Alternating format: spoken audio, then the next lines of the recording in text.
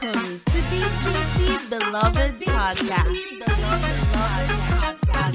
where God's grace revealed. Good morning, beloved! Yan, kahit po maulan, nandito tayong lahat. Salamat sa Panginoon. So, mag-pray muna tayo. Panginoon, nagpapasalamat po kami. Kami po yung malakas, malusog, masiglang ngayong araw na ito. Salamat, nakapunta po kami sa sambahan at po, para bigyan po kayo ng papuri at pagsamba. Salamat din po, Panginoon, sa mensahe nyo ngayon. Itago nyo po ako sa inyong likuran at kayo lang pong mapapurihan. Panginoon, ngayon po, Panginoon, ay pinagpipray po namin ang aming bansa na mayroon pong bagyo na nananalasa ngayon.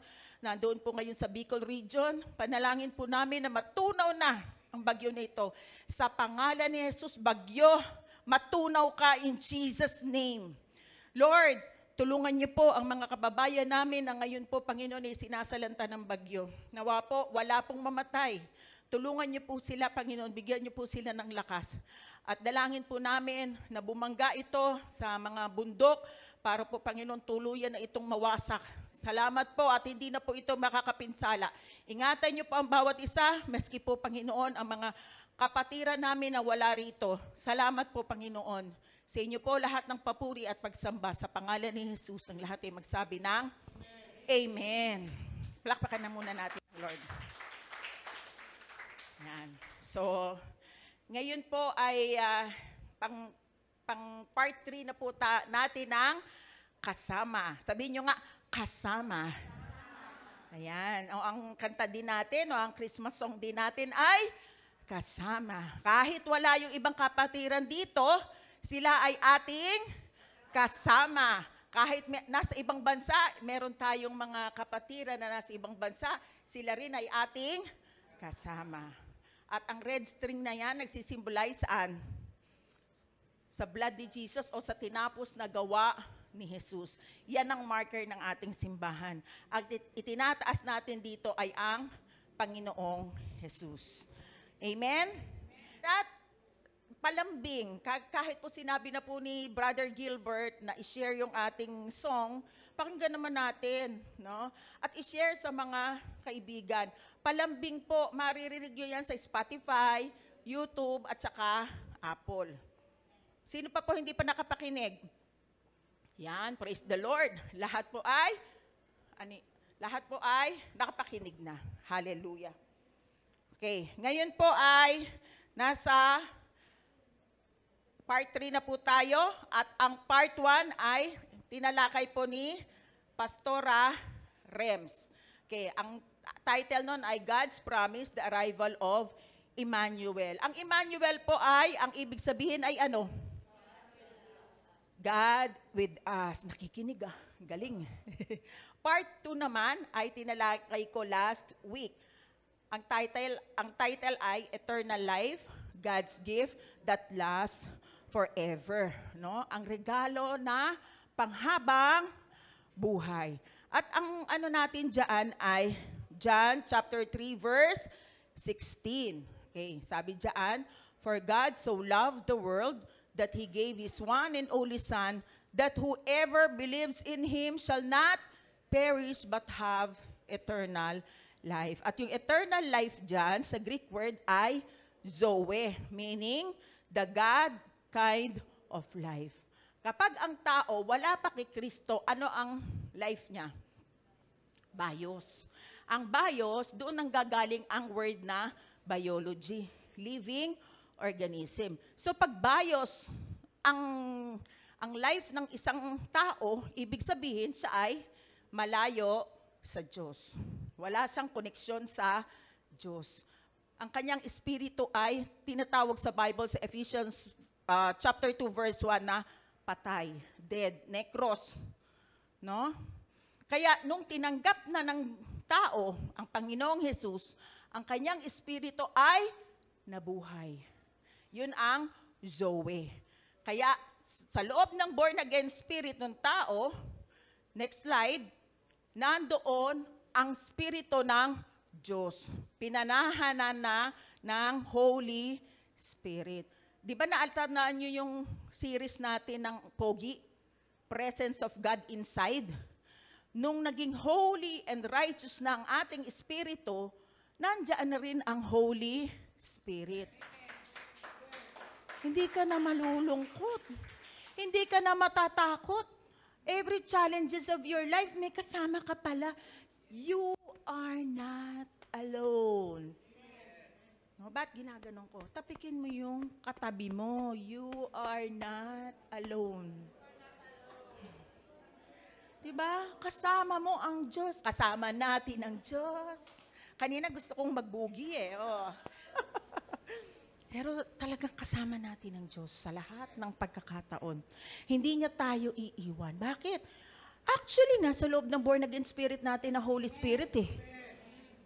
Kaya nga, di ba, we are the temple of God. Templo tayo ng banal na espiritu, kaya never niya tayong maiiwan. Okay? Kaya kung meron man pagsubok sa buhay niyo ngayon, challenges sa buhay niyo ngayon, asahan ninyo, kasama niyo ang Diyos.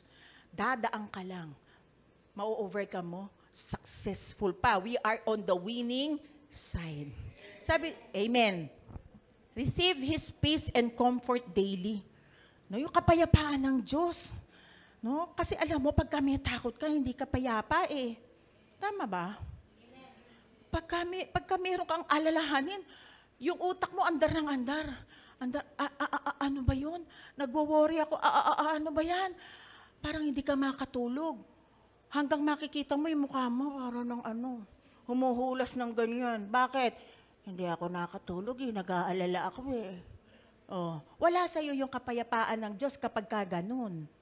Kaya receive His peace and comfort daily, especially during times of trouble. Sabi sa John chapter 14 verse 27, peace I leave with you, my peace I give you. Kaya nga payapa ang buhay ko'y pinagpala. Alam mo yung mga awitin natin? Ang gaganda. Kaya kapayapaan ng Panginoon, tanggapin mo, paniwalaan mo. Lord, salamat, araw-araw kitang kasama. Hindi ka iiwan ng Panginoon. Now, 7 wonders of Christ, the wonder of His birth. Matthew chapter 1, verse 18. This is how the birth of Jesus, the Messiah, came about. His mother Mary was pledged to be married to Joseph. But before they came together, she was found to be pregnant through the Holy Spirit. Okay, mag-boyfriend si Joseph at saka si Mary. Ano na sila? Engaged. Kaya lang, nung magpapakasal na sila, biglang, pregi si Mary. Sa kultura ng mga Hebrew, kapag kami ganun, yung babae nabuntis muna, tapos wala pang kasal, babatuhin ang babae. No? Hanggang mamatay. Kasi nagkasala siya. So para si Joseph, hindi na maano si Mary, no? Maganon. Sana, walk out na lang siya ng tahimik. Walk out na lang siya ng tahimik. Pero paano ba nagkaganon? Saan ba nanggaling yung baby na yun? Talaga bang nagkasala si Mary? Hindi. Basahin natin sa Luke chapter 1 verse 34 to 35. Sabi nga ni Mary, siya din nagtataka eh. How will this be? Sabi ni Mary. How will this be? Mary asked the angel, since I'm a virgin. The angel answered, the Holy Spirit will come on you, and the power of the Most High will overshadow you. So the Holy One to be born will be called Son of God. Sabi niya, wala ako, hindi ko talaga pinagtaksilan si Joseph. Pero paano ko nabuntis? Sabi ng angel sa kanya, ang Holy Spirit ilalagay si Jesus Christ sa kanyang sinapupunan. Ibig sabihin, walang human intervention. Basta't nilagay lang, ang ginamit lang, sinapupunan ni Mary para ang Diyos e-entra sa mundo ng tao. Kasi kapag hindi pinanganak ng isang babae, hindi tao. Nakuha? Oh. Kasi 'di ba, ang Diyos ay espiritu. 'Di ba? Espiritu siya eh. Kailangan para maka-entra si Jesus Christ, kailangan malagay siya sa isang babae. Kagaya nga ng mga sinabi ko, ng mga nakaraang turo ko, hindi kumuha ng dugo si Jesus kay Mary. Gumagawa ng sariling dugo at sariling katawan ang bata. Ang kinukuha lang sa nanay ay yung nutrition, yung kinakain ni Mary. Para yun yung pampalakas ng kanyang katawan. Google nyo po, scientifically proven na yan. Amen? Kaya yung mga anak natin may sariling identity. Kung yung personality nila, meron sila. Okay? So, nagkakaunawa na po tayo doon. Ang pagkapanganak ni Jesus ay isang prophecy. Basahin natin. Isaiah chapter 7, verse 14. Therefore, the Lord Himself will give you a sign. The virgin will conceive and give birth to a son and will call him Emmanuel. Ano uli ibig sabihin ng Emmanuel? God with us. Okay. Kailan natupad ito? Ito yung fulfillment. Matthew chapter 1 verse 22 to 23. All this took place to fulfill what the Lord had said through the prophet. Yung sinabi ni Isaiah, sa Isaiah chapter 7:14, the virgin will conceive and give birth to a son, and they will call him Emmanuel, which means God with us. Alam niyo po, according to Hebrew calendar, according to Hebrew calendar ito ang mundo daw natin ay nasa 5,781 years old na. According to Hebrew calendar. Uy, malapit nang mag 6,000. Di ba? Ilang days ba ginawa ng Diyos ang mundo? 6 days. At ikapito, nagpahinga siya. Uy, ang isang 1,000 taon, ilang araw sa Panginoon? According to this calendar, sa Hebrew calendar, tayo ay nasa 5,781 na. Malapit na talaga. Di ba? Malapit na talaga. 6 days. Anytime pwede nang bumalik ang Panginoon. Amen? Ito lang ang natatanging story na pinanganak ng virgin birth. Wala na akong ibang story na narinig. Meron ba? Meron ba kayong nabasa sa Google na may isang babae na nanganak virgin birth? Wala. Si Mary lang. At si Jesus ang anak. Tama? So natupad ito. The wonder of His birth. Kamangha-mangha, isang milagro. Wonderful. Di ba? Wonderful talaga, miracle. Ngayon, alam niyo na yung wonderful sa sa Bible, hindi lang basta namamangha ka, kundi isang milagro. Extraordinary. Di ba? Okay, number 3, the wonder of His life. Ano ba yung milagro sa buhay niya? Okay, tingnan natin. John chapter 8, verse 46. Can any of you prove me guilty of sin? If I am telling the truth, why don't you believe me?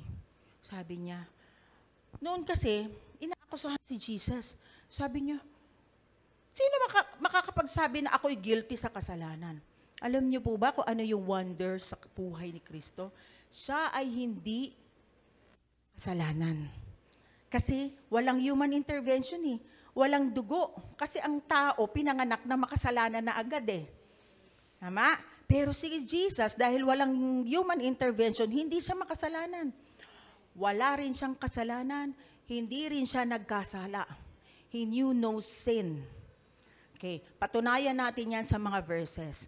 Kasi tayo dito sa church, hindi lang basta tayo nagsasabi, kailangan meron tayong verses. Na katunayan na nasa Bible yan. So, Christ is without sin. Walang kasalanan si Jesus Christ. Hebrews chapter 7 verse 26. Such a high priest. Sino yung high priest natin? Si Jesus Christ. Such a high priest meets our need. One who is holy, blameless, pure, set apart from sinners, exalted above the heavens. Tagalogin natin. Nararapat lang kung gayon na magkaroon tayo ng ganoong kataas-taasang pari na banal. Ano dyan sabi? Walang sala, walang dungis, inihiwalay sa mga makasalanan at naging mas mataas kaysa mga langit. Clear? Si Jesus Christ, walang kasalanan. Okay? Siya ang high priest natin. Alam nyo ba yung high priest nung Old Testament sa Israel? Anong ginagawa ng high priest? Okay? Siya yung pumapasok doon sa Holy of Holies. Di ba yung temple? Di ba inano natin yan sa Pogi doon sa lesson natin ng mga nakaraan Di ba sa Holy of Holies, yung temple? Yung Holy of Holies, yan yung may kurtinang makapal. Yung high priest, yun yung pumapasok doon sa Holy of Holies. Ang high priest, kapag hindi tinanggap ng Diyos, ano mangyayari? Kaya yan merong mamamatay. Kaya yan meron tali. Kasi habang nagmi-minister Diyos, nagwiwisik siya ng dugo doon sa mercy seat. So, kung may kalembang yung kling, kling, kling, kling, kling, ibig sabihin, buhay siya, tinatanggap siya ng Panginoon.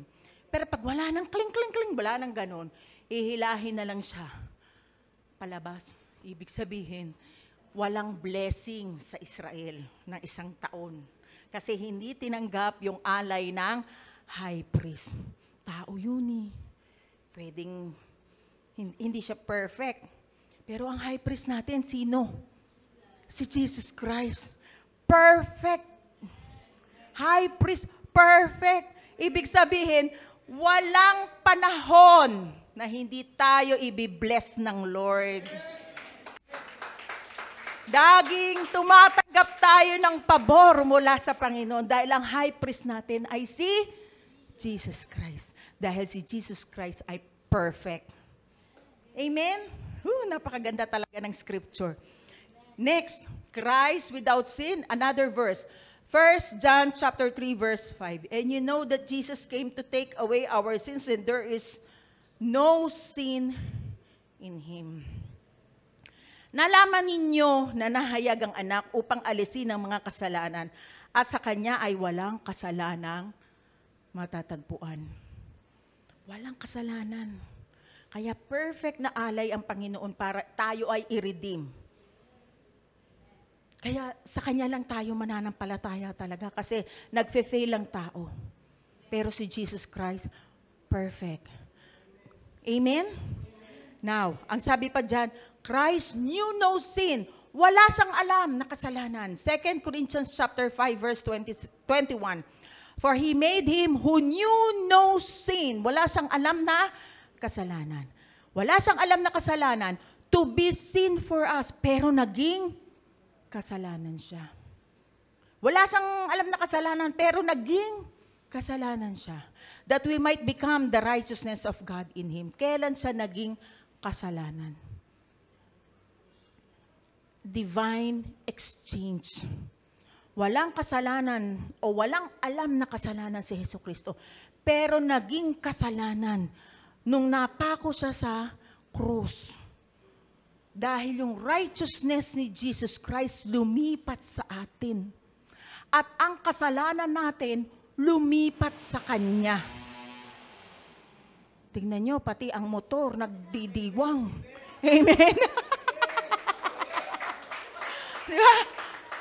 Purihin ang Panginoon, nagdiwang pati motor.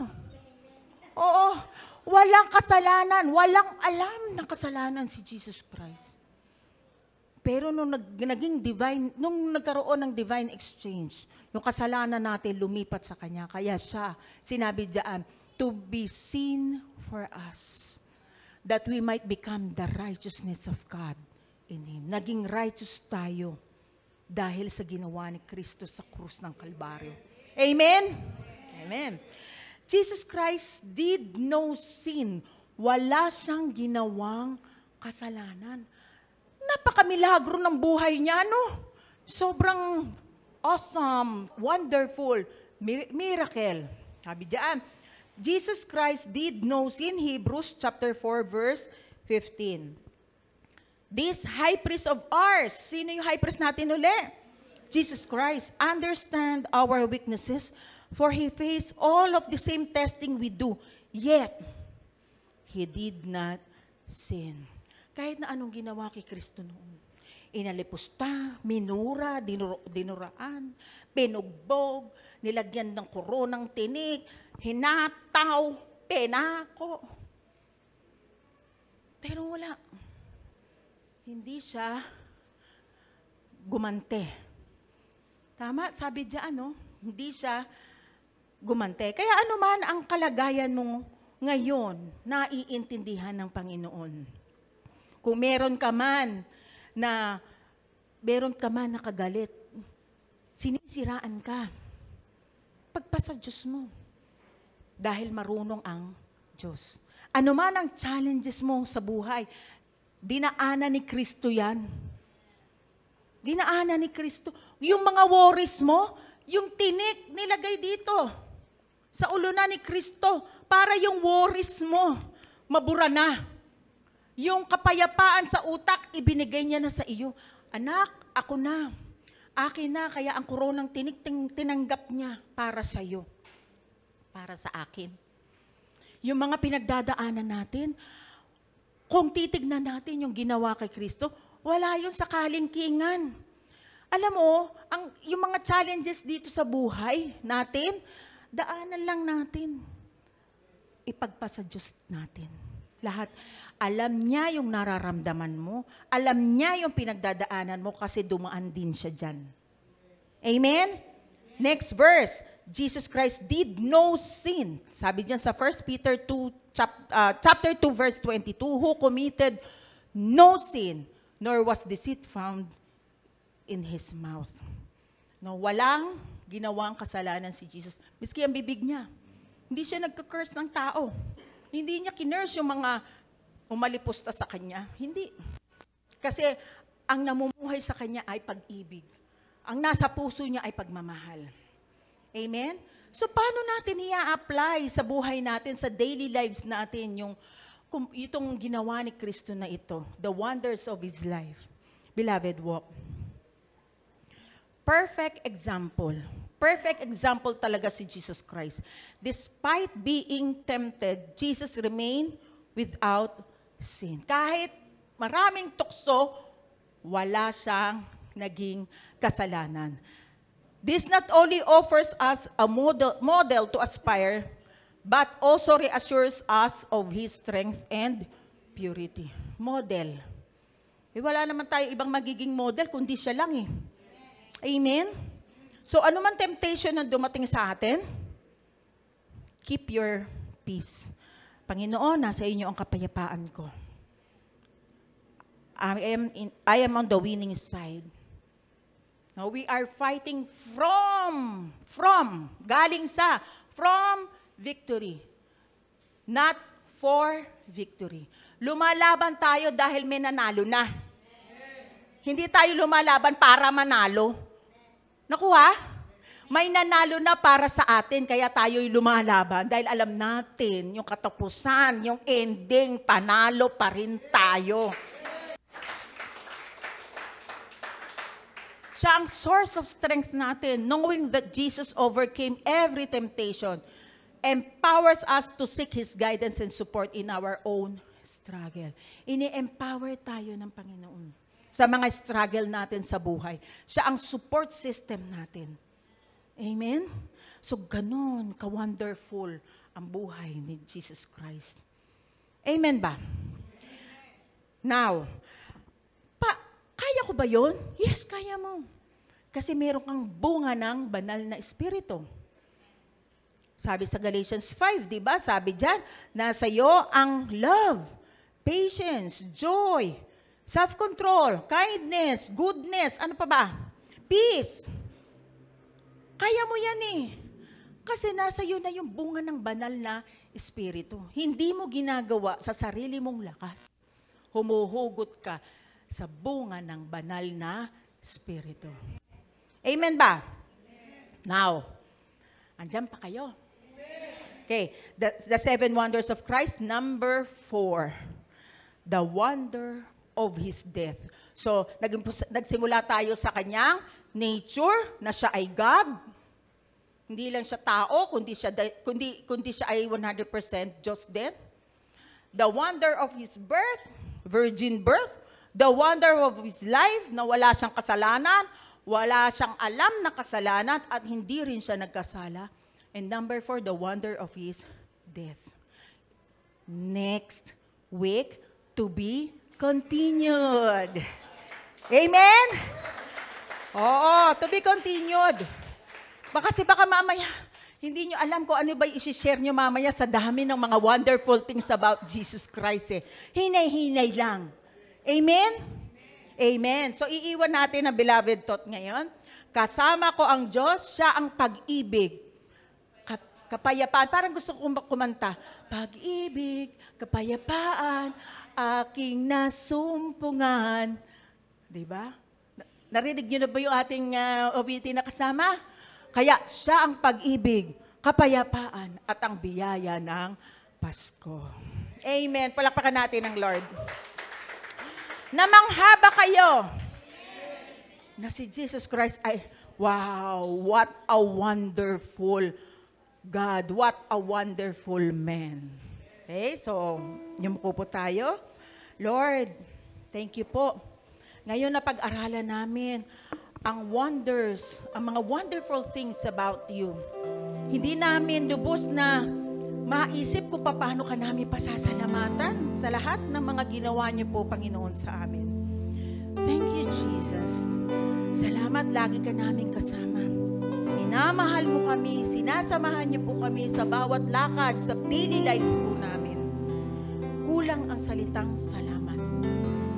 Hayaan niyo, Panginoon, ang aming isip, ang puso, ang aming damdamin ay lagi naming ituon sa inyo. Huwag naming kakalimutan na kasama namin kayo palagi. At sa mga bago lang dito at sa mga bagong nakinig sa podcast, kung ngayon lang nyo lang narinig ang mensaheng ito at nais nyo tanggapin ang Panginoon sa puso nyo bilang tagapagligtas nyo, sumunod kayo sa panalangin ito. Sa mga nakasunod na sa panalangin ito, lakasan nyo po. Para po alang-alang doon sa bagong tatanggap pa lang, para hindi sila mahiya, ideklara natin na ang Panginoong Jesus ay ang ating tagapagligtas. Okay, sabay-sabay po, isundan nyo po ang aking panalangin. Panginoon, tinatanggap po kita bilang tagapagligtas ko. Patawarin niyo po ako sa lahat ng aking kasalanan. Salamat sa krus ng Kalbaryo. Natanggap ko ang katuwiran mo. Ngayon, makakaharap na ako sa Diyos ng matuwid dahil sa inyong sakripisyo sa krus. Banal na Espiritu, kayo po ang maghari sa akin. Turuan niyo po ako sa pang-araw-araw kong buhay.